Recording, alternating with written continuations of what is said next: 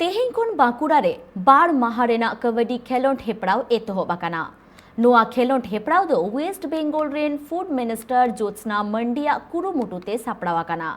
मेनखान नोआ खेलोंड रेना कमी होरा कोदो बांकुड़ा डिस्ट्रिक्ट कबड्डी एसोसिएशन चाचलाव लेकाते मेना आकाद कोआ।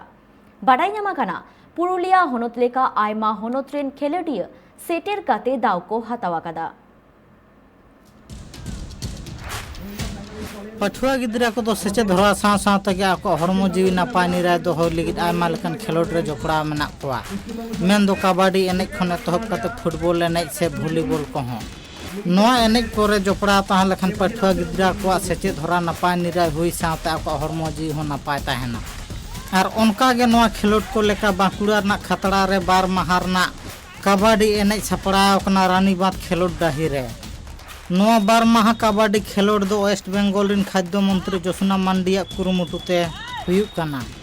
नोआ खेलोड रे आयमा हनत खन शहर सेटर मेना को खेलोडिया को मेन दो बांकुड़ा पुरुलिया हावड़ा कोलकाता पूर्व मेदिनीपुर पश्चिम मेदिनीपुर बर्धमान नदिया नोआ को लेकान आयमा हनत करे खन शहर सेटर मेना कोआ।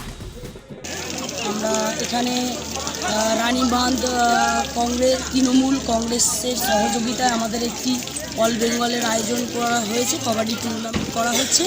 এখানে 8টি ছেলেদের এবং 8টি মেয়েদের মহিলা টিমের আয়োজন করা হয়েছে। টোটাল 16টা টিমের খেলা প্রায় শেষার্ধে। আমরা মিনিস্টার টিমের হয়ে অংশগ্রহণ করেছি। আমরা এখন ফাইনালে উঠেছি। ফাইনালে আমরা অংশগ্রহণ করব। আমাদের সাথে মিনিস্টার 7 ভার্সেস বাঁকুড়া ডিস্ট্রিক্ট ফাইনালে অংশগ্রহণ করেছে। नोआ खेलोड रे दो गेतुर गोटांग दल सेलेद मेना को जहां रे दो तिरला से कोड़ा कहो। तो खेल नोआ उद्देश्य जे नितो जहाँ नेलोग कना जहाँ माने झोतो जायगा रेगे आबोरेन जहाँ गिद्रे जहाँ को गिद्रे आरकी उनको झोतो फोन ते को बेसी व्यस्त सोशल मीडिया फोन ते को व्यस्त खेल होइलेन खान शारीरिक भागे ताहेना मानसिक दिक दिए भागे ताहेना उना हते तो नोआ खेल और कबड्डी खेल दो होयो कना जातीय स्तर आबो जहाँ ग्राम बांग्ला खेल जहाँ उना कबड्डी खेल उना हते तो नोआ कबड्डी खेल नोडे अनुष्ठान होय। कथा लेकाते बाडाय ᱧᱟᱢ आकाना बांगमा नोआ खेलोड रे जहां को जितकारोआ उनको दो पोनत लेवल रे खेलोड ना दाव ᱧᱟᱢ साथे सरकार पाटा सेन खन हो गड़ो सहत को ᱧᱟᱢ दाड़े मेनते बाडाय ᱧᱟᱢ आकाना। Bureau report Raipur.